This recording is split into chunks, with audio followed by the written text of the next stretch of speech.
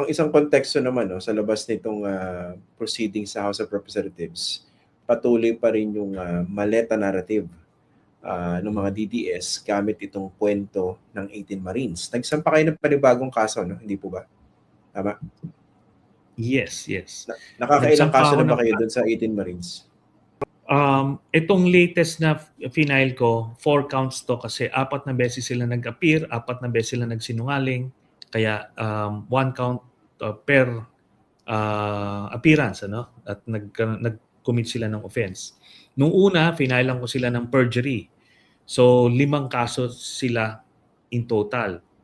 At ito, ang may based dun sa investigation mismo ng NBI, meron ng 6 na umamin na hindi nila alam, wala silang personal knowledge doon sa mga naisulat doon sa joint affidavit. Kaya malaki ang problema itong 80 na ito kasi nga nagpapagamit sila doon sa mga political handlers. And by the way, merong nakausap na 5 na dating kasamahan nitong 18 na umamin itong 5 na ito na inalokan sila ng pera para sumama dun sa presscon at yun na nga, sabihin yung mga kasinungalingan na tinutulak ng mga political handlers nila. Magkano raw po yung offer dun sa 5 dating kasamahan nitong 18? Million ito, Christian. Hindi ko na lang ipe-preempt kasi ongoing pa rin yung investigation. Tapos, kaya ito mga lumabas na ito, hindi ito out of sense of patriotism. Kasi it doesn't really make sense. Kasi last year pa pinag-uusapan yung male-maleta na yan eh. Ilang buwan yon. That was the opportune time for them to corroborate yung kung ano man yung sinasabi ni Gutesa nung time yung si Gutesa nawala na nga, bumaliktad pa. So paano na yon? Dapat doon sila lumabas at sinabi nila kung talagang totoo yung sinasabi nila. And even then, wala tayong naririnig. Kahit na chismis, ugong-ugong tungkol sa ICC, tungkol sa akin o kung sino man. Basta ngayon lang lumabas. Eksakto pa nung kasagsagan ng confirmation of charges hearing. Yung sinasabi niya 18, 6 na ron umamin na wala silang personal knowledge. Pero sa pagkakaalam ninyo, does it mean na aatras na sila at aamin? Merong feelers, sabihin na natin. Kasi eventually, Christian, doon mauuwi yan. Doon mauuwi yan kasi alam nila na hindi totoo yung sinabi nila. Ito ay ginawa nila dahil sa mahigpit yung kanilang pangangailangan na pinagsamantalahan sila nito mga political handlers na ito. And by the way, konektado ito sa destabilization. Talagang maliwanag na hindi ito random press conference. Kung hindi, parte ito ng isang destabilization plot. And it's ongoing. No? Ongoing pa rin siya. Sino sa tingin niyo yung sa pagkakaalam ninyo, sa impormasyon ninyo, yung mga politikong nagko-control o nasa likod nitong kwento na ito?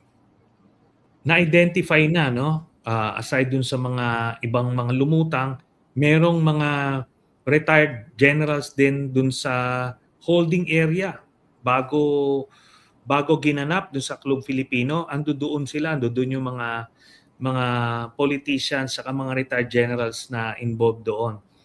So na picture na sila, na-identify na. Tapos lahat ito ay they belong to the Duterte camp. So maliwanag na doon galing.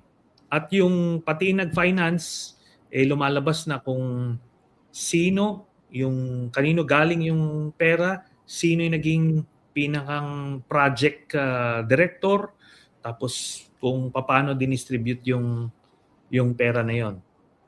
Nakukuha na yon sa ngayon. When you say makukuha na yon, nino? Hindi, nakukuha na ngayon. So in time, meron merong aamin dyan at lalabas na gano'n na nga. Ay yun yung sinabi nung 5 eh. Yung 5 lang hindi sila pumayag kasi nga alam nilang while nakakaengganyo, nakakatempt na kuhanin yung milyon-milyon na yun, Pero alam nila na hindi totoo eh. At perwisyo din ang aabutin nila. Ay, yun na nga ang inaabot nitong 18 na ito. Sabi ninyo ongoing itong destabilization against the administration. Pero anong nakikita niyong prospects? Mukha bang may pagkakataon na medyo lumalakas ba itong plot na ito para magtagumpay? Kasi po yung bagong konteksto dito merong krisis sa ating bansa ngayon. Bunsod itong pagtaas ng presyo ng mga produktong petrolyo. At nakikita na po natin ito sa social media. Ginagamit ito ng mga Duterte forces, ng mga DDS politicians, especially Sara Duterte. Para sabihin na, bakit kayo nakatutok sa impeachment? Dito kayo tumutok, di ba? Given that new context, no? What do you think of the chances of this destabilization plot from succeeding? Having gone through those that experience, mabe-breakdown natin sa ilang components yan eh. Yung socio-economic, political, and military. So itong socio-economic and political components nakakasa, di ba? Itong crisis, maraming naghihirap, talagang medyo may mga nagagalit na tao. Ang problema nila is the military component. Yun yung malaking component.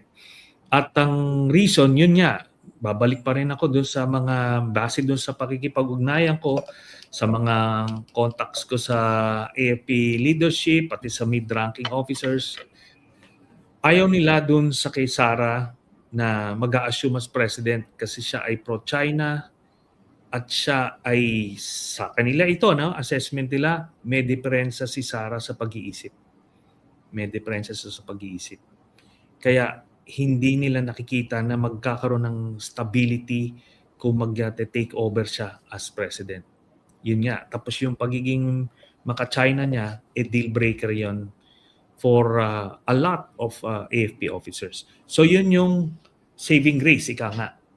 But alam niyo sa mga ganitong bagay, you never know. Baka kung may biglang isang spark, di ba? Isang trigger lang, mabilis magkabaliktaran yung sitwasyon. So base sa analysis ninyo, si Sara Duterte yung pinakadahilan kung bakit hindi niya mapalitan si BBM ngayon. Dahil Yes. hindi siya matanggap ng mga military forces. Yes, Okay. ganun na nga. And it also helps na hindi dito yung baluarte nila. Sa Mindanao yung baluarte nila. Kaya hindi sila makapag-mobilize sa Metro Manila. Even if they want to, wala dito yung puwersa nila ng mga tao.